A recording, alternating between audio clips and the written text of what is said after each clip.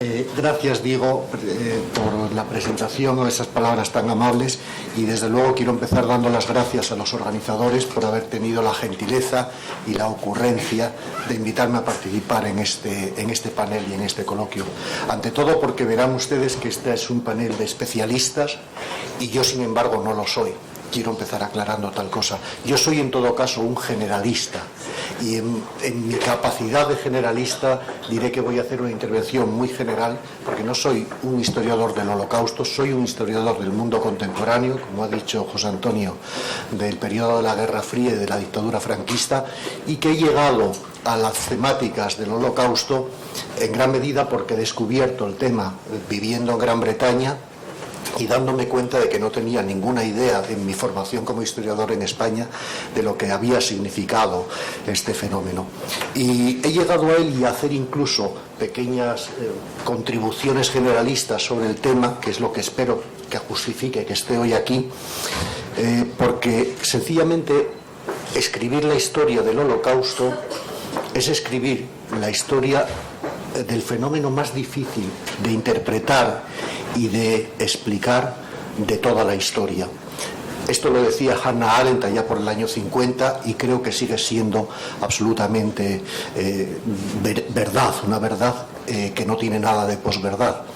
El fenómeno del Holocausto y lo que hay detrás, porque al hablar del Holocausto llegamos al fruto decantado de todo un proceso histórico que tiene como mínimo 25 años, 25 siglos de existencia, nos enfrentamos a tres retos, tres desafíos de interpretación histórica que quisiera sencillamente etiquetar con esas palabras que son a su vez conceptos, no solamente términos ni vocablos. El Holocausto, pero también, como verán ahí, la judeofobia o el antijudaísmo y el antisemitismo. Y voy a empezar sencillamente por uno de los primeros, el Holocausto, señalando algo que resulta evidente, pero no tanto, porque hay ciertas discusiones, incluso aquí se han evidenciado ayer.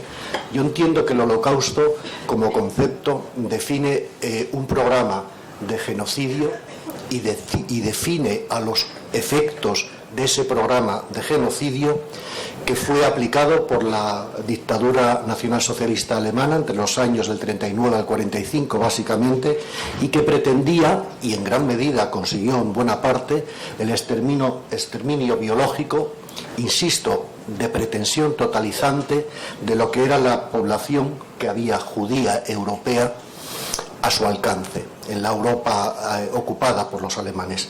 Y esto es un genocidio y como concepto es absolutamente distinto a cualquier otra megamasacre, matanza de masas, matanza paroxística, hay distintos términos para denunciarlo, porque no es el resultado de operaciones militares que siempre inherentemente, y más cuando haya guerra total, conlleva una suma de víctimas civiles masiva, incluso superior a los combatientes profesionales. No es tampoco una matanza en caliente, fruto de la brutalidad inherente en toda guerra que inhibe los escrúpulos morales y permite incumplir el mandamiento de no matarás.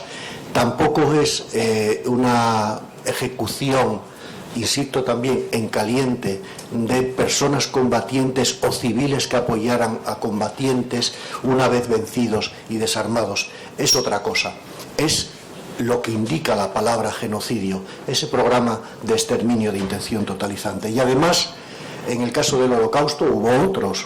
Hubo protogenocidios, el armenio me parece evidente y el gitano casi en paralelo, pero en el caso del Holocausto hay tres elementos o rasgos, se podrían dar más, pero al menos estos, como absolutamente inexcusables para definir su singularidad como fenómeno histórico que carecía de precedentes y que no sabemos si tendrá consecuentes. En primer lugar, la definición de ese enemigo, de esa víctima propiciatoria, el judío, que ya no era el fiel de una religión, el hombre bipedestado con tracto bucofaríngeo que puede emitir sonidos y por tanto comunicarse y que tiene una peculiaridad cultural, sino una raza diferente, otro excurso de la evolución humana que no tenía nada que ver con el resto de la humanidad y desde luego con la raza superior aria. Esa definición de infrahumano es definitiva para entender también el carácter letal del programa de exterminio biológico. En segundo lugar, que se ejecutara en el seno de Alemania, porque yo no soy nada relativista cultural, todo lo contrario. No es lo mismo el protogenocidio armenio en las condiciones de descomposición de un imperio como era el otomano, o incluso Ruanda y Burundi, de un programa de este tipo que se lleva a cabo en la nación más culta que había en la Europa de entonces, porque quiero recordarles que a pesar de la derrota en la Primera Guerra Mundial, la ciencia y la tecnología alemana tenía la condición de una de las punteras, por ejemplo en fisiología, por irme al doctor Negrín, ¿no? En toda la Europa de la época. Es que el Holocausto se dio en la patria de Immanuel Kant y de Hegel, es que se dio en la patria de Goethe. Y eso es algo muy difícil de entender. ¿Cómo es posible que en tan poco tiempo una población de las más alfabetizadas y con más títulos universitarios que había en toda Europa pudiera llegar a eliminarse aquello que en la tradición, al menos multisecular europea, era, por ejemplo, la capacidad de piedad, de compasión, de empatía del semejante? Pues eso se hizo en Alemania, y eso nos obliga a pensar, diría Adorno, las distintas facetas de la modernidad. Y en tercer lugar, por ese elemento que tantos autores han destacado y que resulta chocante: el progreso tecnológico no solamente no va paralelo al progreso moral, sino que puede ser su contrario. El progreso tecnológico, la organización burocrática, metódica, racional. El genocidio es un asesinato en masa frío, calculado, metódico, ideológicamente motivado, eficazmente ejecutado, con todos los recursos de un Estado muy avanzado de una de las sociedades más cultas de Europa. Por esas tres características entiendo que el estudio del Holocausto es imperativo de la historia contemporánea y una obligación de conocimiento para los historiadores.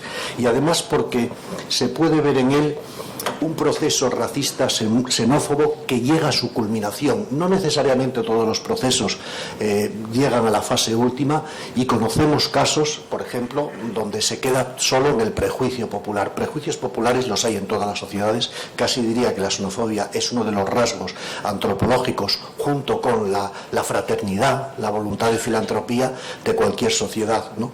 Pero el prejuicio, cuando es informal, cuando es esto que en España los conocemos con los gitanos: preferiría no tener un vecino gitano, va a bajar el valor de la casa muchísimo si la quiero vender, o preferiría que mi hija no vaya con muchos gitanos al aula porque tienen menor formación. Los prejuicios son muy libres, pero mientras son informal, mientras no pasan al estadio de pasar a ser política oficial, no llegan a la discriminación. La discriminación es otra cosa, y como sabemos, Hitler utilizó el prejuicio antijudío, pero una vez que llega al poder en enero del 33, apenas en 2 meses, en marzo, ya empieza a aplicar medidas de discriminación legal, formal, en una riada de normativas, reglamentaciones y leyes que hacen del judío alguien separado en el seno de la sociedad, que todavía vive en ella, pero que no puede entrar en ciertos cines, tiene que abandonar la función pública, no pueden ser maestros, etcétera, etcétera. Inmediatamente, en un proceso de radicalización acumulativa muy intenso, en noviembre del 38 el régimen da un salto a partir del cual las posibilidades de lo que viene después se abren de una manera clarísima. Se llega a la fase de la exclusión y segregación física de la judería alemana en el seno de la sociedad alemana. Ese destierro a otra zona, en gueto o en campo fuera de las ciudades, significa ya un salto muy dramático, que lo apreciaron los contemporáneos y vieron en la Noche de los Cristales Rotos lo que eso significaba. Ya no es una sociedad donde hay un prejuicio popular, ahora discriminado, ahora segregado, sino que se abre la vía posteriormente del exterminio, y eso se empieza cuando la Segunda Guerra Mundial deja en poder de los alemanes a esos 2,5 millones como mínimo de judíos que están en la Polonia ocupada, e inmediatamente a muchos más cuando empiece la Operación Barbarroja. Por este proceso es también históricamente un caso clarísimo de proceso genocida que ha cumplido sus etapas progresivamente y al final con una enorme rapidez. Ustedes, cuando me pongo como para los alumnos generalistas. Cuando yo empiezo a decir, bueno, pues pasó esto con los judíos, la pregunta inmediata es, ¿y por qué los judíos? ¿Por qué no los farmacéuticos? ¿O por qué no los adoradores del culto de Mitra? Y ahí hay que responder con algo que tiene que ver no con la historia contemporánea, sino con la historia universal y la historia universal de la humanidad en torno al Mediterráneo, que podría definirse bajo el concepto de antijudaísmo o la judeofobia. La judeofobia es una xenofobia cultural que nace en el mundo helenístico. Particularmente sabemos casi su momento germinal, ¿no?, en el Egipto helenístico. ¿Y por qué? ¿Por qué surge una xenofobia cultural y religiosa contra estos colectivos que no eran ninguna raza particular, un pueblo todavía muy amorfo cuyo curso histórico estaba por iniciarse? ¿Por qué surge tanta animadversión? Pues yo creo que ahí lo que hay que decir es algo clave. Los judíos, los factores que generaron esa hostilidad peculiar hacia los judíos, son el primer pueblo que llega al concepto de monoteísmo, que hay un solo Dios, y además que da un segundo paso.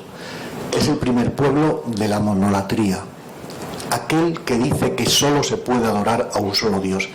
El salto de las religiones primarias animistas y secundarias politeístas al monoteísmo, a las religiones terciarias, en la clasificación, por ejemplo, de muchos historiadores de la religión, tiene una trascendencia para la historia de la humanidad como la del neolítico en la evolución de los hombres. Es otra nueva etapa. Descubrir a ese único Dios omnipotente, omnipresente, omnisciente, que no admite representación humana, hizo de los judíos un grupo singular en una época donde la religión no era ningún asunto privado, sino el eje de cosmovisión de la vida y el elemento central de las prácticas sociales y culturales. No es posible disociarla de las otras actividades. Y además, muy pronto, por distintos motivos, casi siempre forzados, desde la primera expulsión a Babilonia y luego con los eleúcidas y demás, fue un pueblo disperso y emigrante, siempre emplazado como minoría cultural en el seno de otras sociedades. Pero minoría cultural, ¿me dices a mí? Minoría cultural muy singularizada precisamente por esa especificidad religiosa. Quiero recordarles que el monoteísmo es una invención intelectual radical, novedosa como ninguna otra, insisto, como el neolítico respecto de las sociedades recolectoras y cazadoras, y que la monolatría, la prohibición de adorar a otro Dios, también es una exigencia religiosa que era absolutamente novedosa, que generó en las otras religiones un rechazo que podemos encontrar en los sacerdotes egipcios, en los autores griegos, en los romanos. Solo basta leer Séneca o Tácito, dicen cosas tremendas sobre los judíos. ¿Por qué? Porque son una religión exclusivista, son exclusivos, se niegan a adorar, como tendría que hacer todo el mundo, a la tríada capitolina o al dios Amón. Se niegan a quemar incienso a los emperadores divinizados, necesitarán el estatuto judío para explicar eso. No son personas que puedan, por sincretismo y monoteísmo, ser asociados su Dios a otros. Y además, son insociables porque dicen que nuestros dioses no son dioses, que el único Dios es el Yahvé, o Elohim, ¿no? No hay nada antes de mí y no hay nada después. Una de las afirmaciones de la divinidad en el Deuteronomio, ¿no?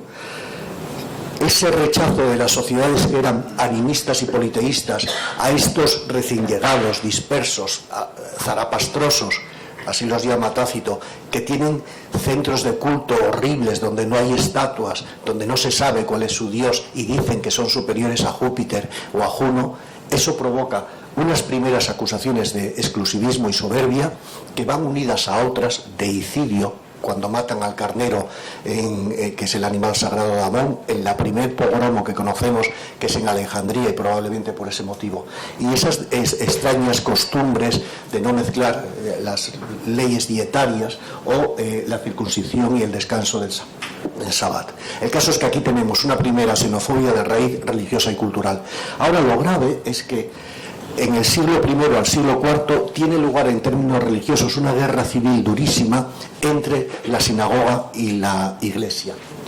Y la diferencia básica inexcusable de esa discusión es la naturaleza de Cristo.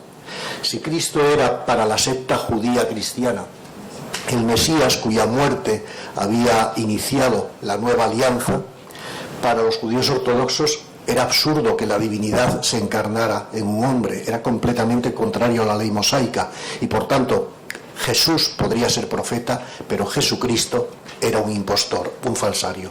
Bueno, ya tendría que terminar, o sea que es algo de la lucha entre la Iglesia y la sinagoga, sale victorioso el cristianismo y al siglo IV es la condena del judaísmo. Atravesamos toda la Edad Media con procesos de marginalización y radicalización de la situación de los judíos, varios tolerados porque son testigos del deicidio y tienen que pagar la culpa en este mundo de lo que han hecho al Salvador, y llegamos a procesos de emancipación con el liberalismo. La emancipación liberal va en paralelo, geografía y cronología, empieza en Europa Occidental y termina en el Imperio de los Zares, nada menos que en el 17. Hay un siglo. Lo curioso es que es más importante el Oriente que el Occidente, porque sencillamente desde las expulsiones de la Alta Edad Media, de la Baja Edad Media, la judería europea estaba concentrada en las llanuras de Polonia y luego en las llanuras de Bielorrusia, Ucrania y una parte de los países bálticos. Allí se concentraban y eran más visibles, porque además era una población que en virtud de su situación de parias había sido profesionalmente segregada a funciones urbanas y a funciones terciarias. Y el judío con la emancipación tuvo un enorme éxito social en las sociedades europeas. Eso es lo que algunos autores han destacado. La emancipación proporcionó a esa minoría marginada, pero con un enorme tesón y pueblo del libro, muy alfabetizada, unas oportunidades de promoción inmensa que le hicieron mucho más visible y inmediatamente crearon el contexto para el resentimiento. El antisemitismo ya no es judeofobia. La judeofobia puede paliarse por conversión, puede paliarse por asimilación cultural. Cuando surge el antisemitismo estamos ante otra cosa. Eso ya no tiene nada que ver. Es un salto que solo se produce por la confluencia a lo largo del XIX del cientifismo naturalista, que tiene origen en la Ilustración y en la biología, pero que a partir de 1859 con Darwin da un salto sustancial. Y por otro lado, también por otra beta, la metafísica romántica. El cientifismo naturalista nos ha creado la clasificación de raza humana, esa idea de que las razas humanas son grupos hereditarios, permanentemente en una lucha por la supervivencia de las más aptas, que es como en el proceso de selección natural la regla de la vida, y donde unas están destinadas a dominar y otras a perecer, y la otra beta, que es distinta pero convergen y tienen muchas complicidades, esa metafísica romántica, que es una nueva religión política que en Alemania se conoce como la ideología Völkisch, y a la cual se debe ese estereotipo judío que ya ustedes conocerán, de nariz ganchuda, ojos prominentes, mirada furtiva, un cuerpo deforme, las orejas o las cejas de determinada manera, a veces un olor que curiosamente tiene que ver con el azufre, el olor medieval del diablo, y que en realidad son los rasgos del uomo criminale de Cesare Lombroso, el criminal atávico que lleva en la cara el mal del alma. También en ese seno surgió la gran patraña de los protocolos de los sabios de Sion, que es la versión secularizada del mito del contubernio. La carta de Constantinopla es un ejemplo claro del contubernio, del mal contra Cristo, que, como Del Humor ha demostrado, era el judío, básicamente, o las brujas, desde el siglo XIV en adelante.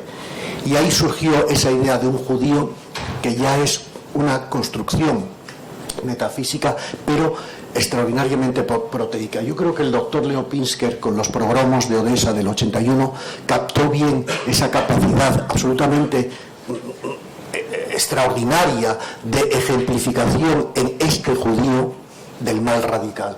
Para unos es muerto, para otros es extranjero, aunque lleve desde el siglo IV de nuestra era en la zona.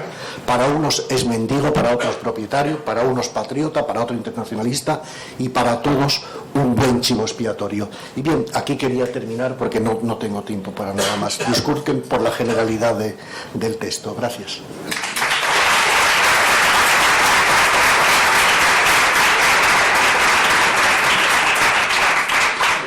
Gracias.